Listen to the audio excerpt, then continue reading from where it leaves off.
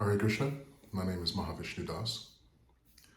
So since I have gone public with the Organization of Parents for the Protection of ISKCON Children, yesterday I received a little bit of feedback, a few emails and messages. All of it cynical. It won't work. How are you going to get so many people? The culture of ISKCON is not geared towards child protection, and so on. I don't want to say that the cynicism was unfounded. I understand why the cynicism exists. It exists because we've been down this road. I don't mean down this road of parents taking responsibility for the protection of children. What I mean down this road is that ISKCON's history with child protection overall is a history that no organization will be proud of. So I understand where the cynicism comes from. However, having said that, the only response to such cynicism is become a member. That's the only antidote. It's very important when we talk about child protection in ISKCON that we recognize it has to be independent. It has to be independent. The only way to ensure that independence is how it is funded. Absolutely critical, essential is how it's funded. If the parents do not fund ISKCON's child protection program, whatever the program may be, if it's not entirely funded by parents, it's going to be compromised or susceptible to being compromised when it matters most, especially when it matters most.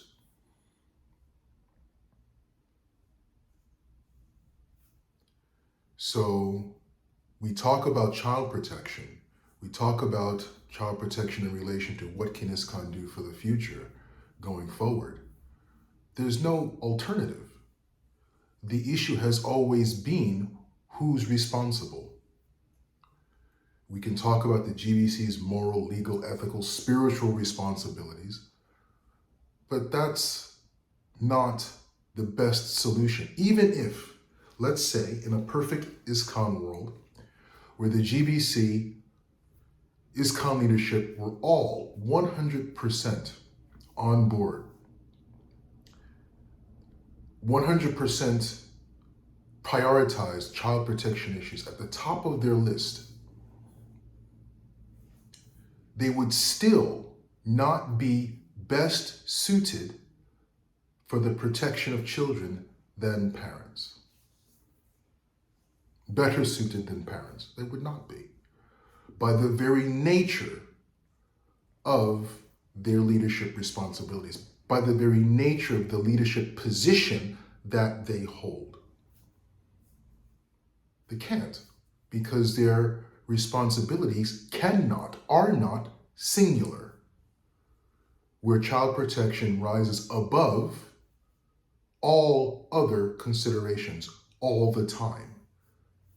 The position does not allow for that. What CEO, what head position in any organization, particularly a worldwide organization, can focus solely and entirely on a single issue all the time and give it its priority all the time? It's impossible for a chief executive officer or chief executive officers to do such a thing. It has to be delegated to someone who can spend 100% of their time always on that particular issue. For ISKCON, guess what? That's parents. The GBC, in my limited conversations with the GBC in the past 7 years, really, since I completed my service in the Boston Temple, but well, certainly before then, in truth, the ones I've come in contact with really don't want to have a part of this issue. They don't know what to do with it. They really, really don't know what to do with it. They want someone to take full responsibility of it. They have no idea how to deal with it.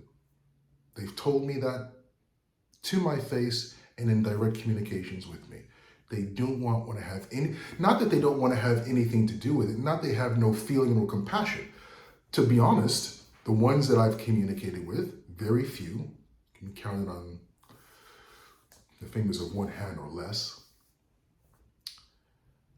Heart's in the right place. Absolutely 100%. Just totally incapable. Have no understanding of the issue.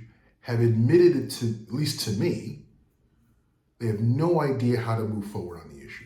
They want someone to take over and not absolve them of the responsibility, but one of the policies of the GBC, child protection policies, is to refer it to the local authorities. While that's always the best thing to do in any given situation, that's also precisely what the GBC want, because if it's handed over to local authorities, the GBC can say, it's not up to us. The police did what the police do, and the local authorities did that. It's out of our hands. In many ways, the GBC is looking for cover. But we, ISKCON parents, we keep throwing the issue back on the plates of the GBC rather than taking it up ourselves. The GBC needs to be able to point to, it's not up to us. The Organization of Parents for the Protection of ISKCON Children did this. We didn't do it. That's what the GBC actually want. But parents aren't stepping into that void. So time and time again, all kinds of competing interests get involved in child protection. And we end up with disaster after disaster after disaster after disaster.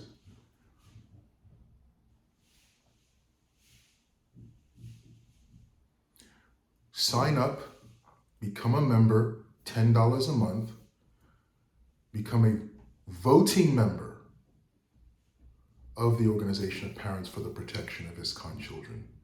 $10 a month means you're serious. You're willing to put your money where your mouth is.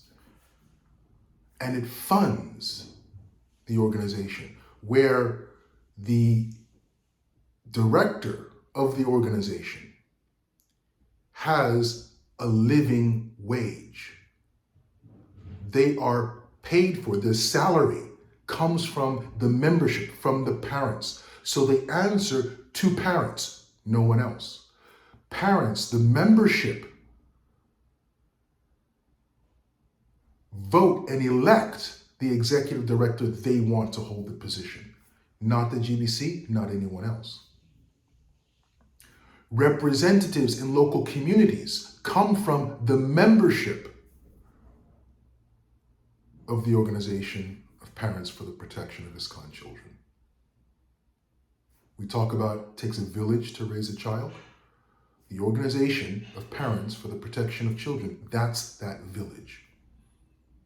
We need 1,000 dues-paying members to fund and to govern this organization. As a member, you vote for the director. As a member, you vote for the 7 board of directors who make sure the mission of eradicating child abuse in ISKCON actually happens going forward, to bring child protection into the 21st century.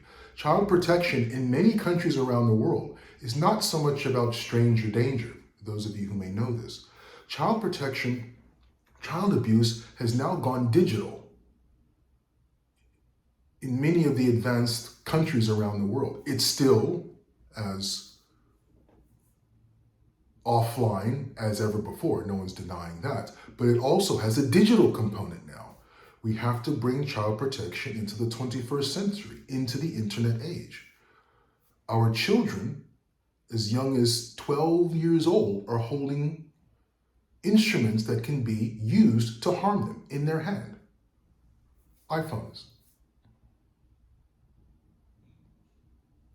You have to become a member of this organization. Enough is enough. Enough is enough. It's the only way forward. It's the only way to ensure that child abuse is eradicated in ISKCON. And it can be eradicated. It can be eradicated if the organization that is charged with that responsibility is independently funded and governed. It is overseen by the parents of the organization who fund it, who elect its board of directors, who elect its executive director. It's been 24 hours since I went public with the Organization of Parents for the Protection of ISKCON Children. We have 2 members. Absolutely fantastic. We need 98 more. We're in phase 1. We need 98 more members. Then we elect an interim board of education, the 100 members, elect an interim board of education to take us to the next phase, growing to 500 members, incorporating it tax exemption, and then at that point, 500 members, electing the executive director, which is a paid position.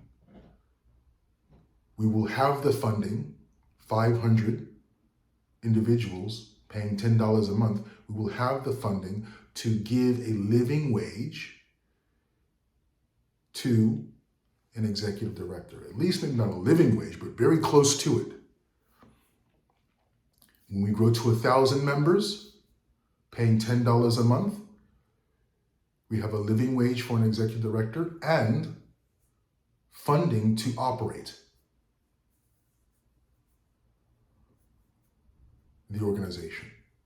More than enough funding, at least to begin serious operations for the eradication of child abuse, and to accumulate funding to heal, to help, to give the assistance to restore families and victims of child abuse going forward.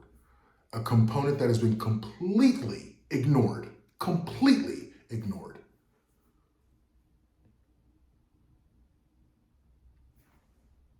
Hari Hari.